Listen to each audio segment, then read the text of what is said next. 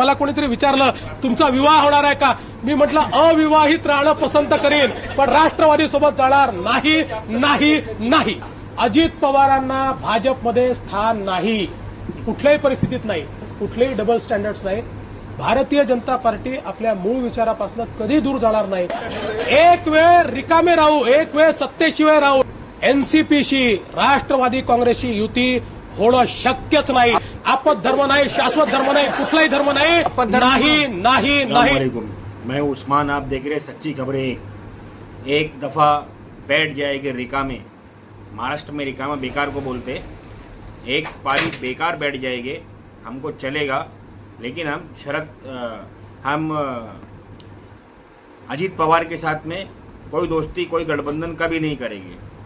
ये कहना है देवेंद्र फडणवीस का. थूक दिया अजीत पवार के मुंह पर, और आज सत्ता और शासन को लाने के लिए इस बनिए ने, इस पंडित ने थूका हुआ चाट लिया. अमित शाह ने भी कहा था, मोदी ने भी कहा था. अब वो सारे वीडियोस तो जमा करने वक्त लगेगा, दूसरे भी काम रहते, लेकिन थूक कर चाटने वाले बीजेपी के नेता, हमारे देश का प्रधानमंत्री, हमारे राज्य का मुख्यमंत्री, ये सारे के सारे एक ही नीति पर चलते, बोलो और बोलकर फिर जाओ. जैसे हमारे देश के प्रधानमंत्री ने कहा था कि 15-20 लाख रुपए हर हिंदुस्तानी के अकाउंट में यूं ही आ जाएगी, और आज तक पैसा तो कुछ आया नहीं, लेकिन हमारे अकाउंट से पैसे गायब हो गए. यस बैंक ने 50,000 करोड़ का घोटाला कर लिया, पीएनबी ने कई हज़ार करोड़ का घोटाला कर लिया. 16 लाख करोड़ के घोटाले में हमारे देश का एक सबसे बड़ा उद्योगपति गौतम अडानी, जिसको अमेरिका में वारंट निकला हुआ है, जिसके बारे में केनिया में वारंट निकला हुआ है, जिसके बारे में पूरी दुनिया में इस वक्त ये बवाल चल रहा है कि ये दुनिया का सबसे बड़ा चोर है, और हमारे देश का प्रधानमंत्री उस चोर को बचाने पर लगा हुआ है.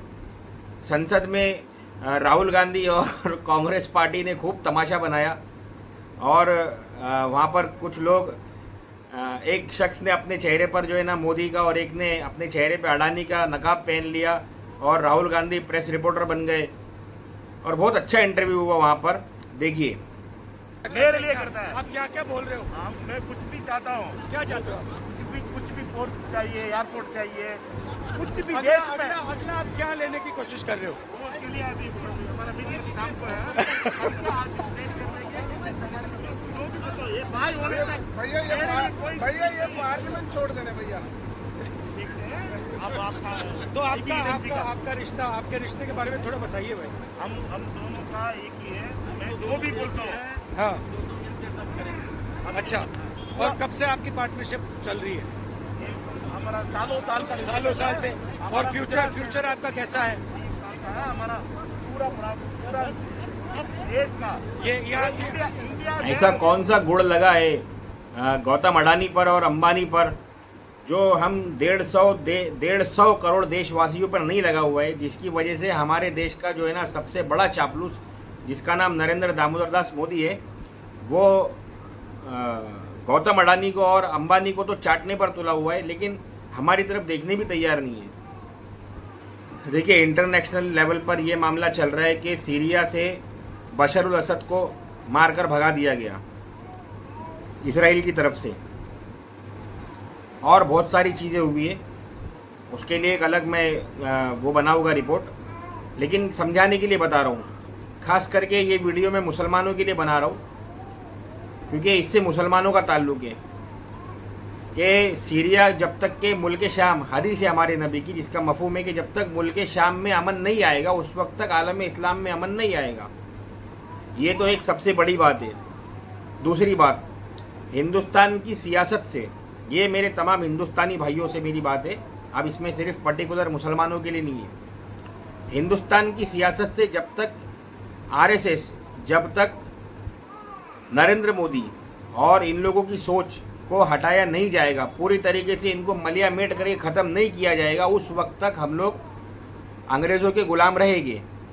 कल हमारे पूर्वज अंग्रेज़ों की गुलामी करते थे, और नाम ये लोग मुगलों का लगाते, और आज हम गुलामी कर रहे हैं, और आने वाले वक्त में हमारी नस्लें इनकी गुलामी करेगी. क्या हम गुलामी करने के लिए पैदा हुए?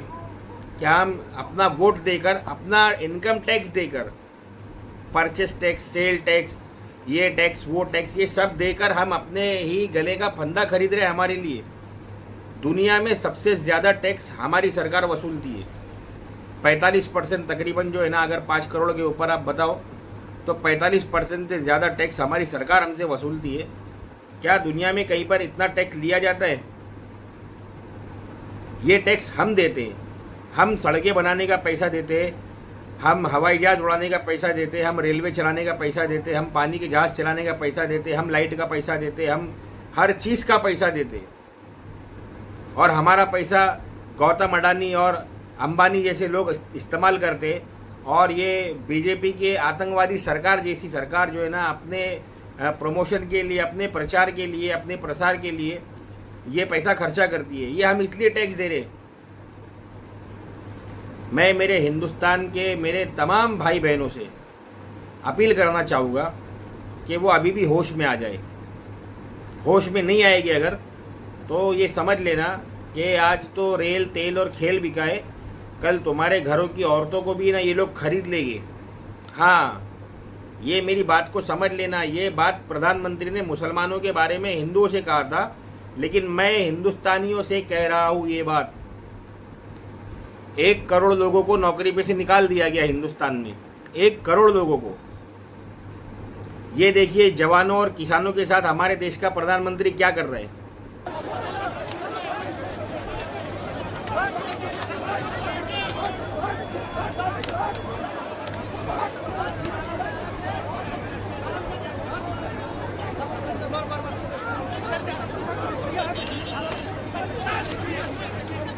शर्म आती है हमको, शर्म इस बात पर कि हम हिंदुस्तान में ऐसे शख्स को अपना बादशाह बनाकर बैठे हुए, चाहे हिंदू हो चाहे मुसलमान हो। ये बात अपने दिमाग में बिठा लो तुम। हम आपस में भाई बहन हैं, ये हमारे कोई नहीं है। ये राजा हमारा राजा नहीं है, ये राजा गुलाम है अडानी और अंबानी का, और अडानी और अंबानी ऐसे 10, 12, 15 लोगों का, जिनको ये हिंदुस्तान के बाहर भगा चुका।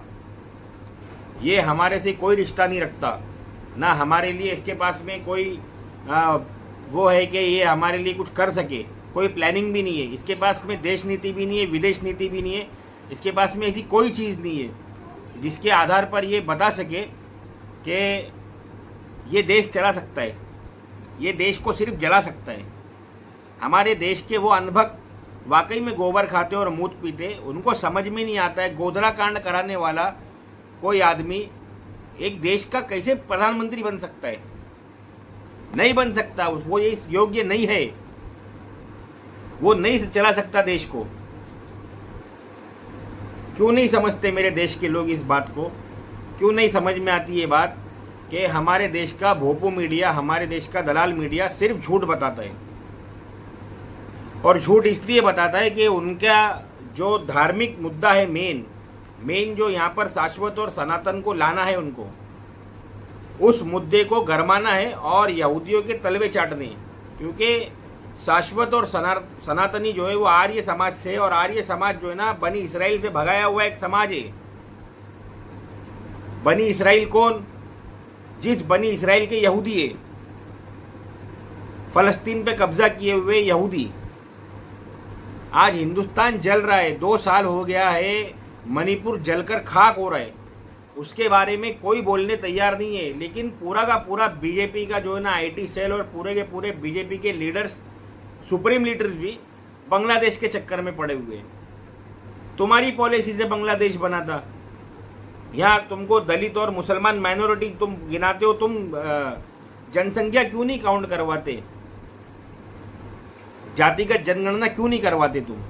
तो पता तो चले कि इधर सनातनी और शाश्वती कितने, उंगली पे गिनेगे ना तो कम पड़ जाएंगे वो, इतने सनातनी और शाश्वती।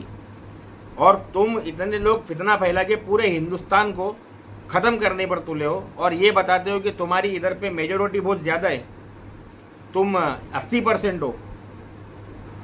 असीम वकार से अमीश देवगन ने सवाल किया जब असदुद्दीन ओवैसी ने कहा कि अगर मुसलमानों को एक तरफ चाहते हो तो मुसलमानों के लिए कुछ करो, वरना मुसलमान क्या करेगा।